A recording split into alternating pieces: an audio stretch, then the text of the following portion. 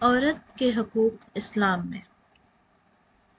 ہمارے دین نے عورت کو جتنے حقوق دیے ہیں اس سے پہلے کسی معاشرے کسی مذہب نے نہیں دیے۔ اسلام سے پہلے عورت کافی بدتر حالت میں تھی۔ باپ، بھائی، شوہر، یہاں تک کہ بیٹا بھی عزت نہیں کرتا تھا۔ یہ عزت، یہ مرتبہ عورت کو اسلام نے دیا۔ ماں کے قدموں تلے جنت، ماں یا باپ ناراض تو رب ناراض، ماں، بیٹی، بیوی، بہن کا جائیداد میں حصہ، بہن کو اس کے ماں باپ کی جائیداد سے حصہ دینا ضروری۔ اگر مرد یعنی بھائی بہن کو حصہ نہ دے تو نہ صرف اس بھائی پر بلکہ اس کی اگلی تمام نسلوں پر وہ حصہ حرام۔ ماں، بیوی، بہن اور بیٹی کے حقوق، ان کی کفالت کرنا، ان کو عزت دینا، ان کو شہزادیوں کی طرح رکھنا، نہ کہ لونڈیوں سے بھی بدتر رکھنا، یہ حقوق اسلام نے عورت کو دیے۔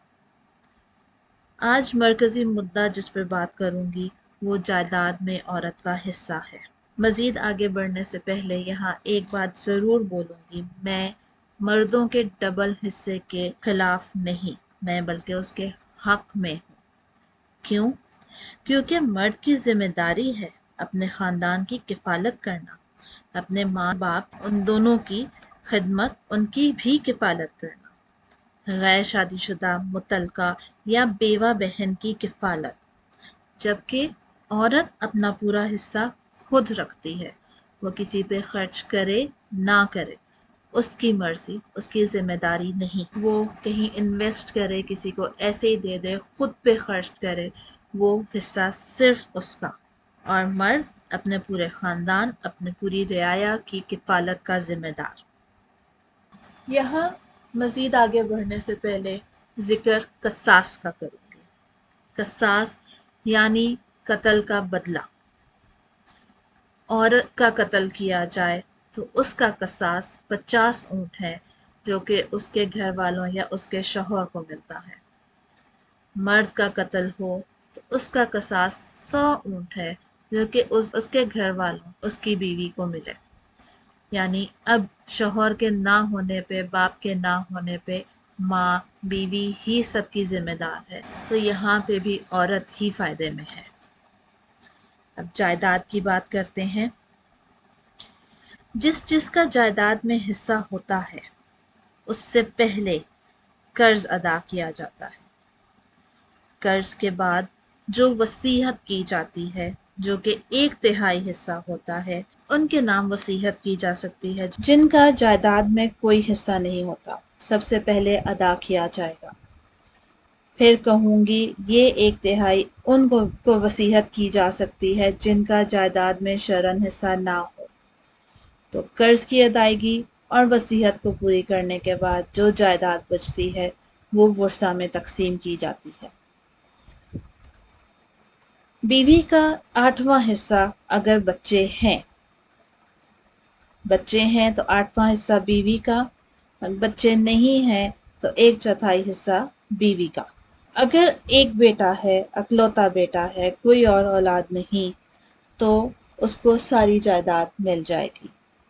ایک بیٹی ہے تو آدھا اس کا، باقی بہن بھائی ماں باپ کا۔ بہن بھائی ماں باپ ان کو کتنا، کس موقع پر، کس طرح تقسیم کیا جائے گا ان کے لیے، یہ اپنے آپ میں ایک وسیع موضوع ہے، تو یہاں پر اس کی ڈیٹیلز میں نہیں جاؤں گی۔ 2 یا 2 سے زیادہ بیٹیاں، کوئی بیٹا نہیں تو 2/3 بیٹیوں کا، باقی بہن بھائی ماں باپ کا۔ اس کے علاوہ اولاد جتنی بھی ہو، بیٹوں کے 2 حصے، بیٹی کا 1 حصہ۔ مثال کے طور پر 2 بیٹیاں، 1 بیٹا ہو تو جائیداد کے 4 حصے ہوں گے، جس میں سے 1 حصہ بیٹی کا اور 2 حصے بیٹے کے۔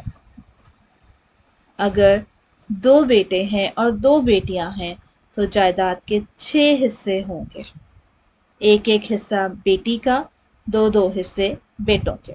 اور اسی طرح اگر مزید اولاد ہے، کتنی اولاد ہے، اس کے لیے اسی طرح وراثت بنے گی۔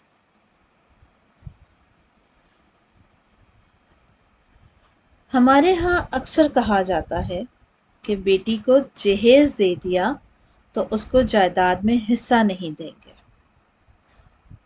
ہمارے ہاں عام طور پر بیٹوں کی شادیوں پر زیادہ خرچہ ہوتا ہے جہاں پہ جہیز دیا بھی نہیں جاتا۔ ہمارے دین میں جہیز کا کوئی رواج نہیں، مگر پھر بھی جہیز دے کے دینی ذمہ داری سے جان چھڑائی جاتی ہے۔ جہیز کو ختم کرنا ہے، جہیز کی روایت کو ختم کرنا ہے، بیٹیوں کو ان کا شرعی حق جائیداد کی صورت میں دے کے۔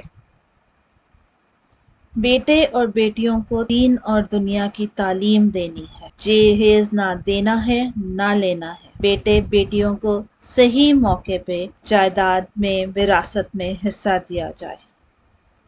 ماں باپ حیات ہیں تو اولاد کی وراثت بنتی ہی نہیں، تو اولاد جو ماں باپ سے جائیداد میں حصہ مانگتی ہے وہ ماں باپ کی موجودگی میں ان کا ہے ہی نہیں۔